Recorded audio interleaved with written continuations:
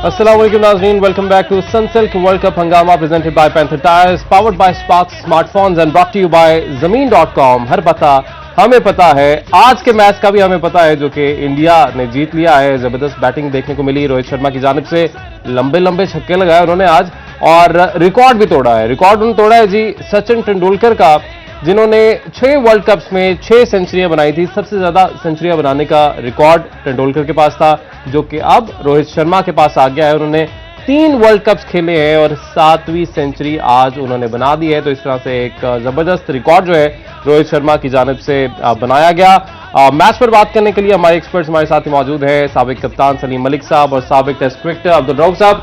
सलीम भाई, आज का जो मैच था इंडिया जीत गया है। अफगानिस्तान ने पहले बैटिंग की और एक वक्त था कि उनका तकरीबन 184 स्कोर था, 3 खिलाड़ी आउट थे और 35 ओवर थे। क्या ऐसा हुआ उसके बाद कि फिर विकेटें गिरी, 230 तक हमने देखा, 7 आउट तक बात चली गई, तो क्यों वो खड़े नहीं हो पाए, पार्टनरशिप नहीं लगा पाए उस तरह से? देखिए, ये हमेशा जो वीक टीम्स है ना, जितनी भी उनकी, हम हमेशा बात करते हैं कि इनको पार्टनरशिप लगानी नहीं आती। आप देखें, हशमत और अजमत जब खेल रहे थे 3 आउट के बाद, तो बड़ी अच्छी इनकी पार्टनरशिप लगी। होना तो ये चाहिए कि जब आप एक पार्टनरशिप लगाते हैं ना, तो फिर आप, मुझे याद है मैं देख रहा था 233 ओवर में उनके 220 के करीब शायद स्कोर था। अब उसी पार्टनरशिप को अगर आप ले जाएं 10 ओवर, 5 की एवरेज से भी खेलें, 5 की एवरेज 50 रन, आपका 270-80 के करीब स्कोर चला जाता है। बीच में अच्छे ओवर्स भी मिलते हैं। तो आप, मैं और रऊफ ये बात कर रहे थे, अगर ये थोड़ा सेंसिबल खेले, ये 325 तक आराम से जा सकते हैं। क्योंकि 5 ओवरों में जब आपके पास विकेट्स इन हैंड होती हैं, तो फिर आप बड़ी शॉर्टेज में खेल सकते हैं। देखिए, कल हमने क्या किया था, 2 प्लेयर अंदर रुके और उन्होंने मैच जितवा दिया। क्योंकि एंड में आपको, जब आपके पास विकेट्स हैंड होती हैं ना, तो फिर आप लंबा स्कोर भी कर जाते हैं। फिर आप हो सकता है 325 से भी ज़्यादा कर जाएं, मगर चूंकि एक्सपीरियंस नहीं होता और फिर उनकी कुछ प्रॉब्लम, कुछ प्लेयर्स की ऐसी भी होती है। आई एम श्योर कि जडेजा उनके कोच हैं, वो उनको डेफिनेटली समझाते होंगे, मगर ये कुछ प्लेयर जो जल्दी कुछ स्कोर कर जाते हैं ना, फिर ये दूसरों की सुनते भी नहीं है।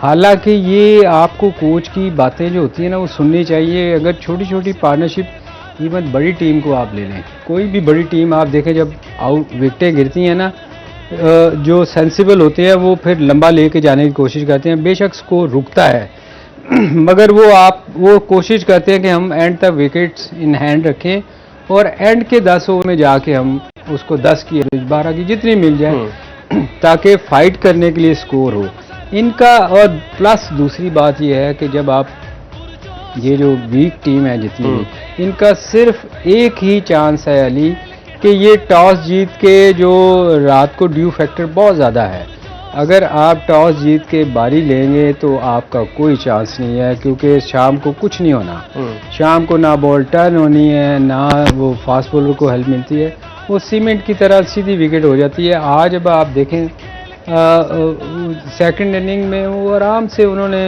कोई प्रेशर नहीं था, आराम से छक्के लग रहे थे।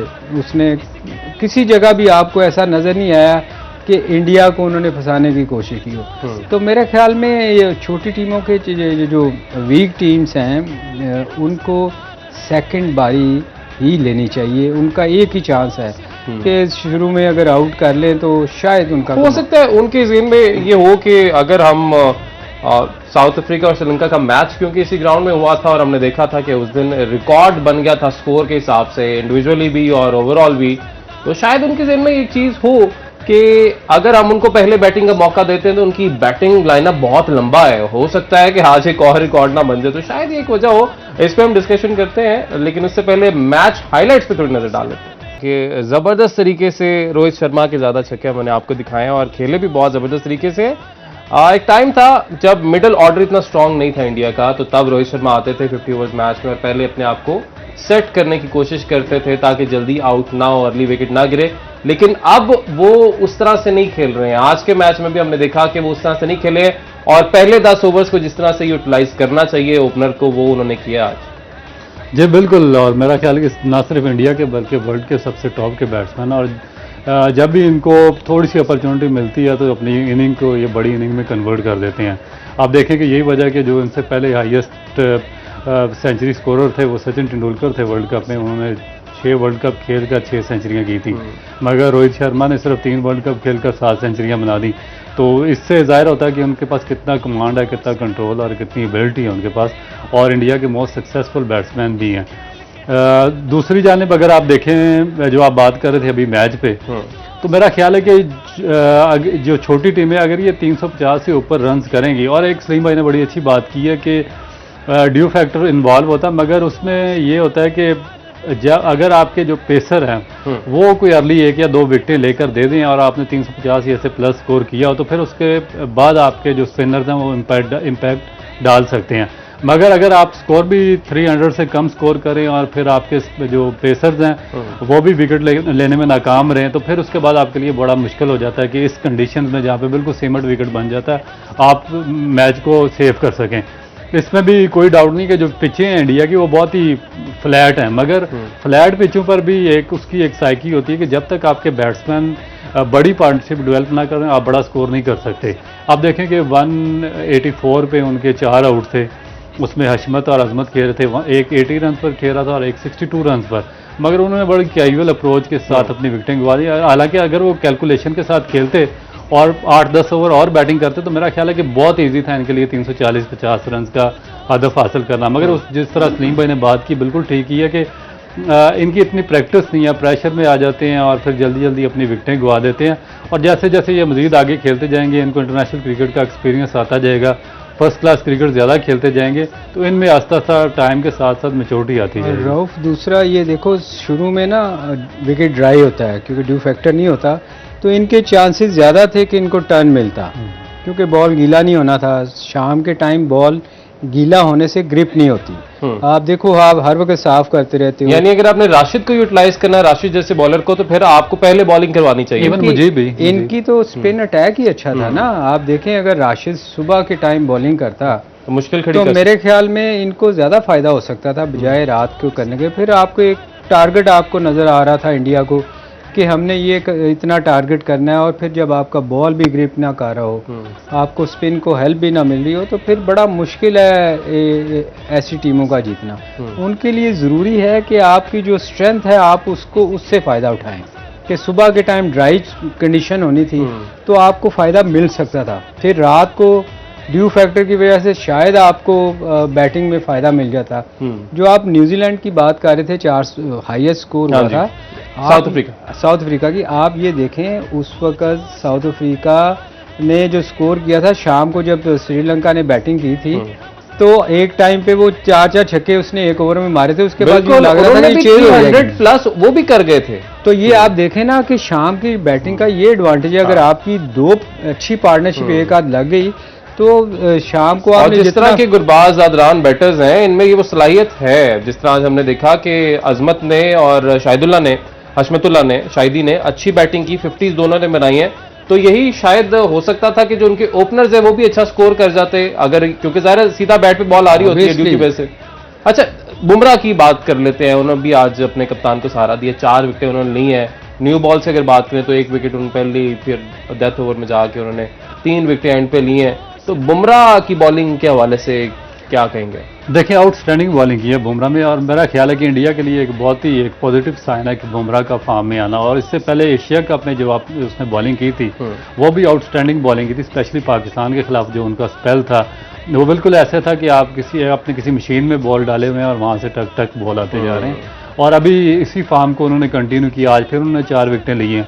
गो के जो पिच थी वो इतना ज़्यादा सपोर्ट नहीं कर रही थी फास्ट बॉलर्स को, मगर उसके बावजूद बुमराह ने एक्सेप्शनल स्पेल किया है।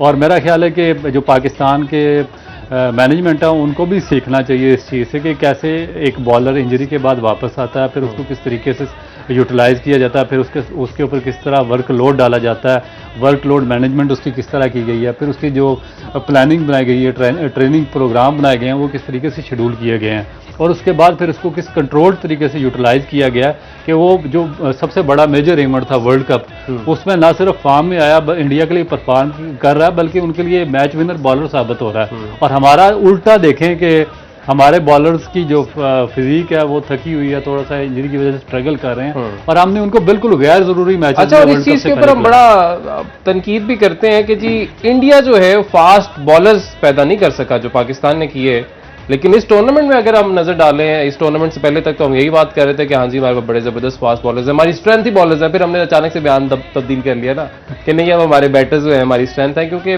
शायद पता चल गया कि भाई बॉलर्स आपके जो भी हैं वो उस फॉर्म में है ही नहीं। आपका शायद शाहीन शाह अफरीदी जो है वो भी उस फॉर्म में नहीं है, हारिस रऊफ में फटीग नजर आती है, वो भी उस तरह से अपने स्पेल नहीं करवा पा रहे। नहीं, इसकी रीज़न है आपको शायद कल भी अली इस चीज़ पे बताया था कि जितनी देर आप लंबे स्पेल नहीं करेंगे, फर्स्ट क्लास नहीं खेली होगी या टेस्ट मैच। अब देखें रऊफ सिर्फ वनडे खेलता है, वो भी मोस्टली T20 खेलता है, तो उसमें सिर्फ 4 ओवर करने होते हैं, और जब 10 ओवर में बड़ा फ़र्क आ जाता है और 50 ओवर फील्डिंग करनी है, ये भी नहीं कि 20 ओवर के बाद बाहर जाना है, तो उसके लिए जितनी देर आपकी टांगें स्ट्रांग नहीं होंगी, वो स्ट्रांग कैसे होंगी कि आप लंबे स्पेल करेंगे। बुमराह आप देखें, बुमराह उनके तीनों फॉर्म की क्रिकेट खेलता है, T20 भी फर्स्ट क्लास, वो भी 50 भी और वो भी। और बुमराह एक ऐसा बॉलर है कि वो आप देखें, एक तो मैं एज ए बैट्समैन आपको बताऊं उसका एक्शन बड़ा मुश्किल है उसको, और फिर उसकी जो बॉलिंग करने की स्पीड आखिरी जो है वो बड़ी वो डिसीव करती है। तो मेरे ख्याल में बुमराह के आने से इंडिया की बॉलिंग में बड़ा फर्क पड़ा। जब तक बुमराह नहीं था ये थोड़ा स्ट्रगल कर रहे थे, क्योंकि आखिरी ओवर्स में वो जितने अच्छे यॉर्कर वो करता है, मैंने बहुत कम दुनिया में बॉलर देखे हैं जो इतने एक्यूरेट यॉर्कर करता है।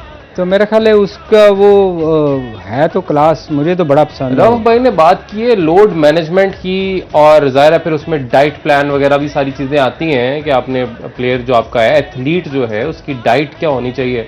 हम तो यहाँ पे खबरें देख रहे हैं कि हमने हैदराबादी बिरयानी पाड़ दी, और आज हम गए थे पिशावरी चरसी टिक्का जो हैदराबाद में है, वहाँ पे हमने ये वाली कढ़ाइयाँ खाई हैं, आज वो वाली।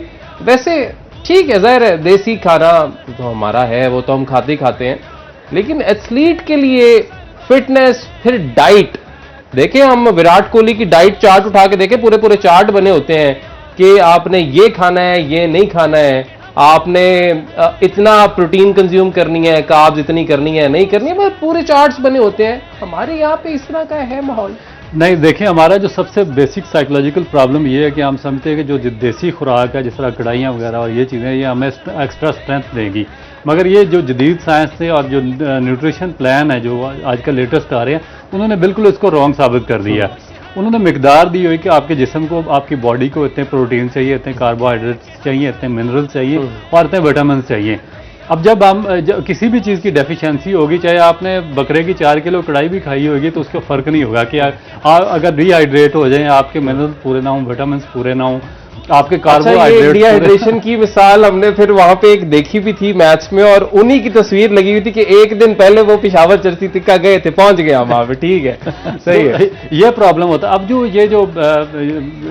एथलीट्स हैं, इनके अपने न्यूट्रिशनिस्ट होते हैं, ये उनसे पूरा डाइट प्लान बना के चलते हैं, इनकी टीमों के साथ बड़े बड़े अच्छे इस तरह के डॉक्टर। इस हवाले से हम मजीद भी डिस्कशन करते हैं, और भी हमने कुछ चीजें डिस्कस करनी है। खासतौर पर अगर रिजवान की बात की जाए तो गजा के हवाले से उन्होंने फ़लस्तीनियों के नाम अपनी जीत की थी, जो उन्होंने सेंचुरी बनाई, उस पर बात करते हैं, क्योंकि उनको उस पर तनकीद का निशाना बनाया जा रहा था। ब्रेक लेते हैं, ब्रेक के बाद वापस आते हैं। तैयार है। वेलकम बैक नाज़रीन। ब्रेक के बाद एक बार फिर से आपको खुशामदीद कहेंगे। इससे पहले कि हम अपनी डिस्कशन को आगे बढ़ाएं, sparks.pk पे जाएं और वहां पे जाके कोई भी स्मार्टफोन या मोबाइल एक्सेसरी ऑर्डर करें, और मौका मिलेगा आपको ग्रैंड प्राइज जीतने का, जो कि अनाउंस किया जाएगा वर्ल्ड कप फाइनल वाले दिन, यानी जिस दिन फाइनल टाकरा होगा, जिसमें इंशाल्लाह पाकिस्तान की टीम पहुंचेगी। अभी तक 2 मैचेस हमने जीत लिए हैं और उम्मीद करते हैं कि अगले मैचेस भी जीतें, लेकिन अगले मैचेस जीतने के लिए उम्मीद ये भी करते हैं कि हमारे जो बॉलर्स की फिटनेस है, जिसमें हमें उनकी फॉर्म में कुछ उस तरह से बेहतरी दिखाई नहीं दे रही है, फटीग दिखाई दे रही है, और शायद वही वजह है अगेन जो कि हम पहले भी डिस्कस करते आए कि लंबे ओवर्स नहीं खेलते हैं। लेकिन coming back to the breaks पे जाने से पहले हम थोड़ा सा उसको और मजीद डिस्कस कर लेते हैं कि डाइट प्लान नहीं है। हम इंडियन प्लेयर्स की, क्योंकि हमने बात की कि हमने देखा बुमराह जिस तरह से आके परफॉर्म कर रहे हैं, इंजरी फिर रेस्ट फिर परफॉर्मेंस, बाकी जितने भी प्लेयर्स हैं इंडिया के, उनके साथ अपने ट्रेनर्स, अपने न्यूट्रिशनिस्ट मौजूद हैं। हम चले, हमारे प्लेयर्स कुछ तो अफोर्ड वैसे कर सकते हैं, लेकिन अगर सब नहीं भी कर सकते तो पीसीबी तो अफोर्ड कर ही सकते हैं ना, जितने पैसे कमाते हैं। तो न्यूट्रिशनिस्ट होते भी होंगे मेरा ख्याल है, लेकिन फॉलो शायद नहीं किया जाता उस चीज को। ये सारी जिम्मेदारियां कोच के ऊपर आ जाती हैं। कोच की इसलिए होती है क्योंकि आप बहुत निचले लेवल पर आप एजुकेट नहीं कर सकते, आप इतना ज़्यादा स्पोर्टिंग स्टाफ रख नहीं सकते, क्योंकि जब आप अंडर 16, अंडर 17, अंडर 18 क्रिकेट करवा रहे होते हैं और उसके बाद डिस्ट्रिक्ट की करवा रहे होते हैं, स्कूल की करवा रहे होते हैं, कॉलेजेस यूनिवर्सिटीज़ की करवा रहे होते हैं, तो इतना बहुत बड़ा आप स्टाफ रख नहीं सकते, लेकिन हर टीम के पास एक कोच लाजमी होता है। तो जब आप कोचिंग एजुकेट करते हैं ना, और कोचिंग जो एजुकेशन है उसमें जो कोच के रोल होते हैं उसमें बेसिक यही होता है कि एक कोच उस आदमी को लगाना चाहिए जिसके पास ये 5-6 क्वालिटीज़ हों कि वो बच्चों को प्रॉपरली ग्रूम कर सके। ऐसे कोचेज होते हैं? मैंने आज तक मैं बहुत कम देखे हैं कि इस तरह का कोच पाकिस्तान में, और पाकिस्तान क्रिकेट बोर्ड को ये हैबिट डेवलप करनी पड़ेगी। अगर नहीं डेवलप करेंगे तो आप बहुत पीछे रह जाएंगे और इसी तरह आप सफ़र करते रहेंगे। अच्छा, एक तो आपने कहा ना कि कोचेज का ये भी काम है, ज़ाहिर है देखिए जिम्मेदारियां बढ़ती जाती हैं कि एक तो आपने डाइट चार्ट एक प्लेयर की कहते हैं, और ये किसी के लिए नहीं करना होता। देखिए अगर एक प्लेयर है पाकिस्तान को रिप्रेजेंट कर रहा है, उसमें ज़ाहिर है हम तो खुश होते ही हैं क्रिकेट शौकीन कि पाकिस्तान का आप रोशन तो करते ही हैं, लेकिन साथ ही साथ आप भी एक स्टार बन रहे होते हैं। तो ये जो मेहनत आपने करनी होती है ये ज्यादा आपने अपने लिए करनी होती है, तो ये जिम्मेदारी का एहसास प्लेयर को खुद होना चाहिए। देखिए ये रिस्पॉन्सिबिलिटी आपकी खुद की भी है ना एज ए प्लेयर कि आप क्या खाना चाह रहे हैं, क्योंकि ये तो नहीं हो सकता कि आपको पता नहीं है कि आप चिकनी चीज़ें खाएंगे या कढ़ाइयाँ खाएंगे तो आपको नुकसान होगा। अब देखिए हमारे टाइम पे ना एक हमारे स्किपर जो थे ना वो लोगों को अक्सर डांटा करते थे। अच्छा, कि तुमने फलां चीज़ नहीं खानी, वो बाकायदा फास्ट बॉलर्स को बताया करते थे कि तुमने ये चीज़ें खानी और मैं चेक करूँगा।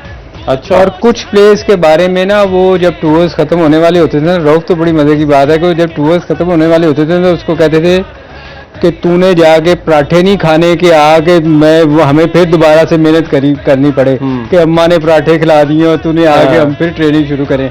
तो ये कुछ लोगों की उस वक्त आदत थी कि वो उनके कमरे में जाओ 6-6 बर्गर खा रहे होते थे, और फिर जब टूर्स खत्म अगला टूर शुरू होने से पहले वो बहुत मोटे हो जाते थे, क्योंकि वो घर जाके बहुत सारी ऐसी चीज़ें खाते थे जो सूट नहीं करती।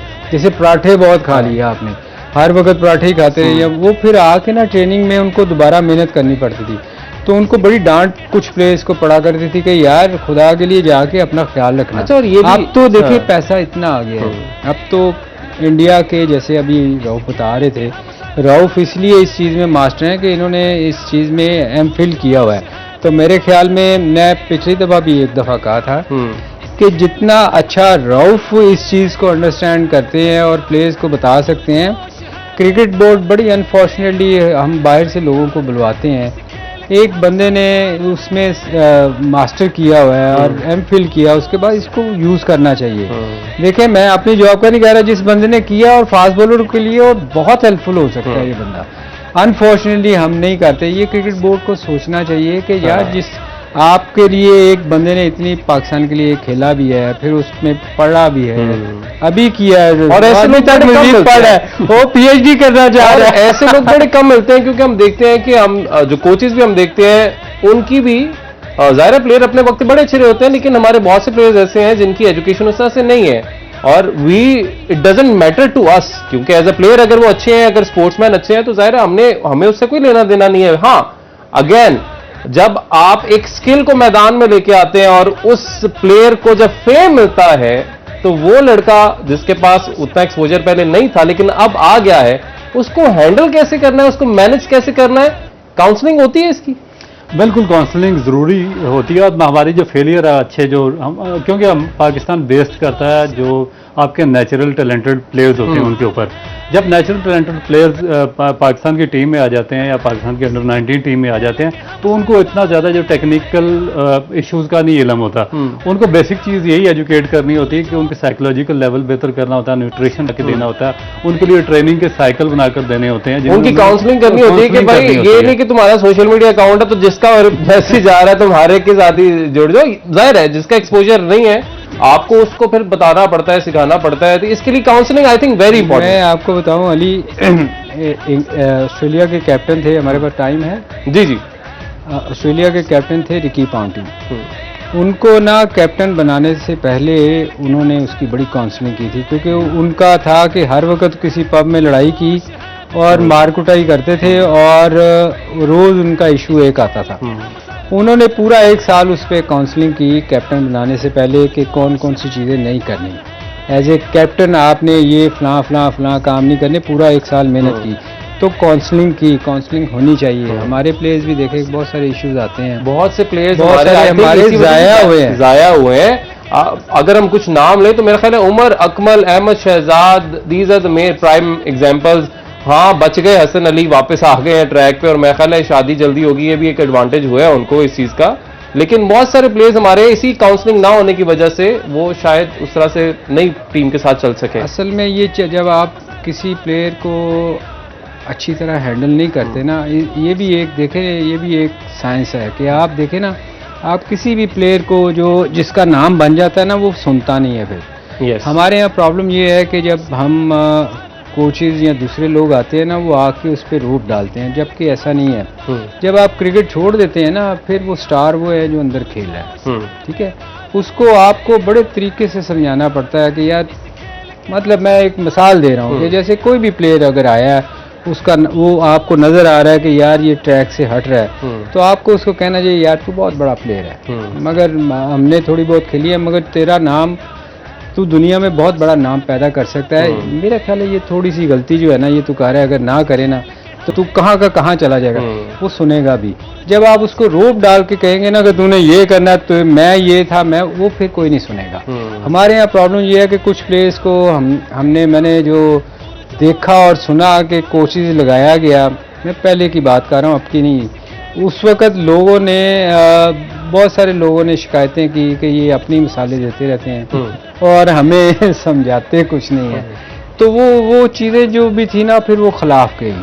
तो किसी प्लेयर को हैंडल करने के लिए भी ना आपको एज ए बुजुर्ग, जो मैं कह रहा हूँ ना, कि वो रोल प्ले करना पड़ता है, ना कि आप उसको डांटते रहे हर वक्त। हाँ, प्लेयर्स को डांटे, आप जूनियर को जिस और तरह से आप कर सकते हैं, एक सीनियर प्लेयर को और एक जो सबसे सीनियर होते हैं उनके साथ आपका बिहेवियर हर एक के साथ डिफरेंट होना चाहिए। जैसे घर में एक बड़ा होता है ना, बच्चों के साथ और तरह होता है, फिर किसी को डांटना होता है, किसी को प्यार से, तो ये चीज़ें लेकर इसी तरह बिल्कुल टीम भी आपकी फैमिली की तरह है, जिस तरह आपने कहा आपके प्लेयर्स भी आपकी फैमिली हैं, तो उनको भी लेकर तरीके से चलना होता है। और वही काउंसलिंग वाली बात अगेन कि उसी वजह से बहुत से प्लेयर्स तो हमारे उनकी परफॉर्मेंस पे हमने इफेक्ट देखा, वो तो वैसे हमने ज़ाया कर दिए। कुछ प्लेयर्स गलत सरगर्मियों में मुब्तला हो गए, जैसे हमने स्पॉट फिक्सिंग स्कैंडल और इस तरह की चीज़ें देखी, वहाँ पर उस वजह से भी हमने बहुत सारे ऐसे प्लेयर्स जो कि जिनका कहाँ नाम, और जाहिर है इसमें बहुत सारे ऐसे नासर भी मुलविस हो जाते हैं एलिमेंट्स जो कि नहीं चाहते हैं कि आपका ये टैलेंट ज़्यादा ऊपर जाए, और फिर जाहिर है उनको इंगेज करने की कोशिश की जाती है। उसके लिए भी इनको लेक्चर काउंसलिंग वो भी छोटे लेवल से शुरू करना चाहिए आपको। देखें, जो अंडर 12, अंडर 14, अंडर 16 से आपको उनकी काउंसलिंग शुरू करनी चाहिए कि किन लोगों से आपको मिलना है और किन लोगों से आपने नहीं मिलना। और अगर कोई आपको ऐसा बंदा नज़र आता है जो आपके साथ थोड़ा सा ना आपको ट्रैक से हटाने की कोशिश करता है, तो आपको रिपोर्ट करनी है, वरना आपका कैरियर ख़राब हो सकता है। तो ये बहुत सारी चीज़ें ऐसी हैं जो लेक्चर, मेरा ख्याल है cricket board I am sure देता होगा, मैं तो कभी गया नहीं, इस पे भी ऑब्वियसली अब शुरू हो गए होने चाहिए। इस पे तो अब शुरू हो गए, लेकिन बहुत सारी चीजें हैं, जैसे हमने एक तो डाइट प्लान डिस्कस किया, जाहिर है जी देसी खाने किसका खाने का नहीं दिल करता। और बड़ी अजीब सी बात है कि जब हम बात करते हैं कि जी प्लेयर्स को अपनी फिटनेस पे फोकस करना चाहिए, पेट निकल आते हैं, तो ये देखें, ये बॉडी शेमिंग नहीं होती। प्लेयर, एक एथलीट जो होता है, उसकी फिटनेस बहुत जरूरी है, तो that is not body shaming है। उसको रिलेट जो लोग करने लग जाते हैं, ऐसा नहीं है। एथलीट वही है जिसकी फिटनेस अच्छी है, और अगर आपकी फिटनेस अच्छी नहीं, आप अच्छे एथलीट नहीं है। तो ये चीज़ हमें अंडरस्टैंड करनी पड़ेगी, बाकी चीज़ें साथ साथ चलती रहती हैं। ब्रेक लेनी है जी, ब्रेक के बाद वापस आते हैं।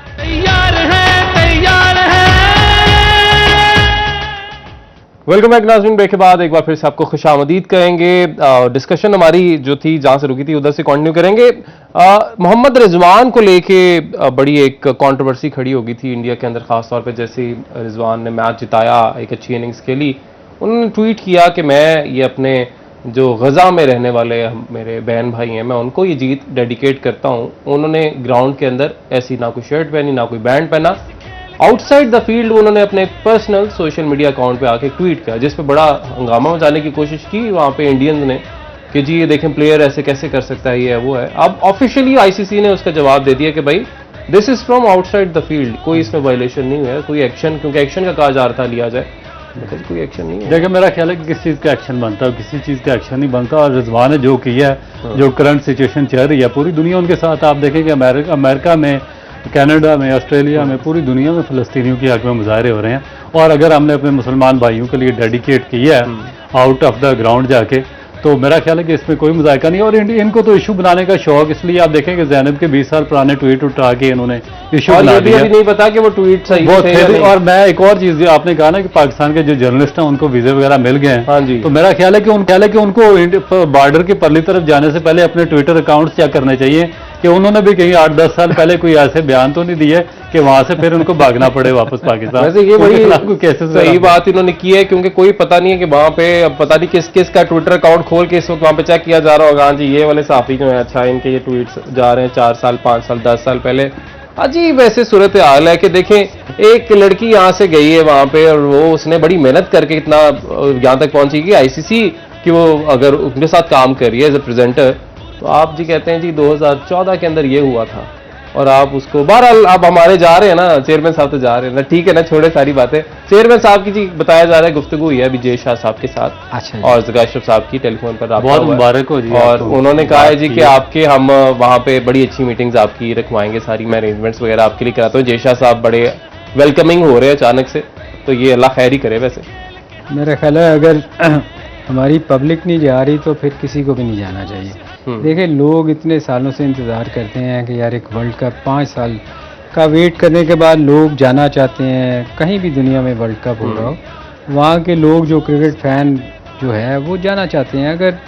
अगर हमारे लोगों को जाने की इजाज़त नहीं है तो फिर मेरा ख्याल अगर चेयरमैन साहब अगर जाएंगे तो लोगों के साथ ज़्यादती होगी। उनको ये सोचना चाहिए कि लोगों को भी वीज़े मिले। और ये भी हम जरा क्लियर कर दें कि वो मैनेजमेंट कमेटी के चेयरमैन है, वो पीसीबी के चेयरमैन उस तरह से नहीं है, क्योंकि वो इलेक्टेड नहीं है, इलेक्शन तो हुए ही नहीं अभी तक। जिस तरह नजम सेठी साहब बैठे हुए थे उस तरह ये आके बैठ गए हैं। पॉलिटिकल पोस्ट है, इसमें अभी वो तो है नहीं। तो जब पॉलिटिकल पोस्ट है तो मतलब अवाम की नुमाइंदगी आप कर रहे हैं, तो जब आप अवाम की नुमाइंदगी कर रहे हैं तो अवाम को तो जी वीजा नहीं दे रहे इंडियंस, तो फिर उस सूरत में तो फिर आई थिंक जिम्मेदारी बनती है देखना पब्लिक के रिप्रेजेंटेटिव मेन की government of the people, by the people and to the people. तो फिर हर चीज़ जब पीपल ही है तो फिर पीपल के इंटरेस्ट को सामने रखना पड़ेगा, पब्लिक के इंटरेस्ट को सामने रखना पड़ेगा। तो फिर अगर पब्लिक को वीज़ा नहीं मिल रहा तो फिर हमारे चेयरमैन साहब वहाँ पर क्या लेने जा रहे हैं, तो इसमें देखना चाहिए। और फिर इनको जो ज़ैनब वाला केस हुआ वो भी सामने रखना पड़ेगा। उसके बाद हुए जो अभी जर्नलिस्ट का अभी पता नहीं प्रॉब्लम सॉल्व हुआ कि मिले या नहीं मिले, अभी बताया यही जा रहा है कि तकरीबन 60 के करीब जर्नलिस्ट ऐसे हैं जिनको वीजा जो है वो जारी कर दिए गए। अभी वो हमारे, क्योंकि अहमद रजा साहब ने भी ये कल ही हमने खबर डिस्कस की थी, उन्होंने ब्रेकिंग की थी कि जी आई है उड़ती हुई खबर के वीजा जो है वो जारी होने लगे हैं, और आज की खबर ये आई है कि जारी हो गए। अब देखते हैं 1-2 दिन में ये भी पता क्लियर भी हो जाएगा, पता चल जाएगा, क्योंकि ज़ाहिर वीजे आ जाएंगे तो फिर यहाँ से ट्रैवल भी करेंगे लोग। अब जरा बात कर लेते हैं। आपको याद होगा कि पहले डिस्कस किया जा रहा था कि ओपनिंग सेरेमनी होगी एक वर्ल्ड कप की, ये इंडिया से खबरें आई थी कि बड़ी जबरदस्त किस्म की ओपनिंग सेरेमनी होगी, उसमें रणवीर सिंह परफॉर्म करेंगे जो बॉलीवुड के स्टार है, अरिजीत सिंह गाने गाएंगे वहां पे, और आयशा भोसले, और इस तरह से काफी नाम जो है वो सामने आ रहे थे। बट अब जो खबर आ रही है वो तो कैंसिल हो गया था। अब खबर आ रही है कि पाकिस्तान और इंडिया का जिस दिन मैच है 14 को, उस दिन ये सारा कुछ होने जा रहा है। यानी ओपनिंग सेरेमनी नहीं हुई लेकिन उस दिन ये सारा कुछ होने जा रहा है। उसकी वजह क्या वजह है? अली उनको वीजा नहीं मिला इंडियंस को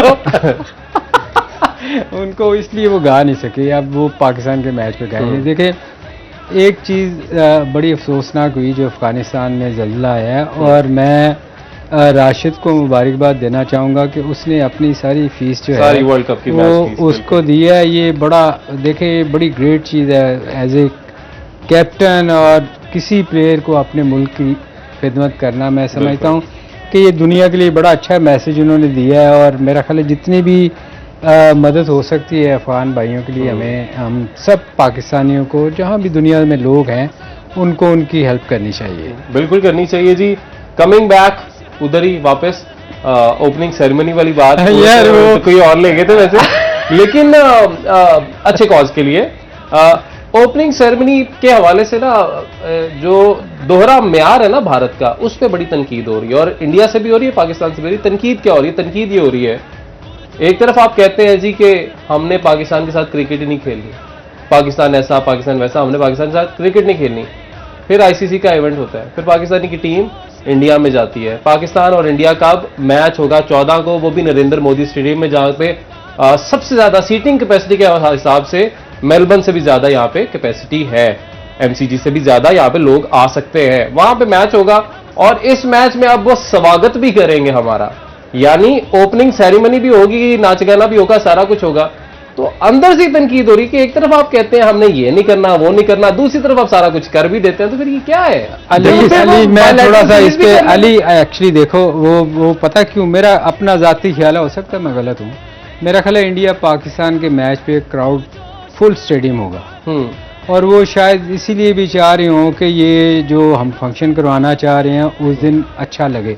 मैं होना तो पहले दिन चाहिए था ना, मगर मेरा अपना जाती ख्याल है। ये कैसा दोहरा म्यार है कि एक तरफ आप कहते हैं हमने पाकिस्तान के साथ ना ताल्लुकात बढ़ाने हैं, वो तो है, लेकिन फिर आपने एंटरटेन पाकिस्तानियों को देखिए इसीलिए तो हम बात करते हैं कि पाकिस्तान क्रिकेट बोर्ड को और गवर्नमेंट को थोड़ा सा स्टैंड देना पड़ेगा इनके खिलाफ, क्योंकि ये भी एग्जैक्टली जानते हैं कि पाकिस्तान का जो इंडिया के साथ मैच है सबसे बड़ा रेवेन्यू जनरेट का मैच होता है, उसमें इतना बड़ा हैवी रेवेन्यू जनरेट होगा, उसी को कैश करने के लिए इनके देखें कि जो इनकी जो सेरेमनी हुई थी शुरू में, वो बिल्कुल ही ऐसे बोगस सेरेमनी थी जिसका ना कोई सर था ना पाँव था, और लोगों ने कहा था कि इससे तो 100 गुना ज्यादा आईपीएल की आपकी सेरेमनी बेहतर हुई है। तो इसका मतलब है कि आपने ये साबित करने की कोशिश की है कि ये जो वर्ल्ड कप है, मेगा इवेंट है, वो आईपीएल से छोटा है। मगर आप देखो कि इनको पता चला कि पाकिस्तान और इंडिया का बिगेस्ट मैच है इस इवेंट का, और उसमें सबसे बड़ा क्राउड आएगा इनकी हिस्ट्री की, क्रिकेट की हिस्ट्री का, तो उसको उन्होंने कैश करवाने की कोशिश की है। बिल्कुल लग ऐसे रहा है कि ओपन सेरेमनी करवा दी है, कैश करने की ही कोशिश की जा रही है, इसलिए अब पाकिस्तान और इंडिया के मैच वाले दिन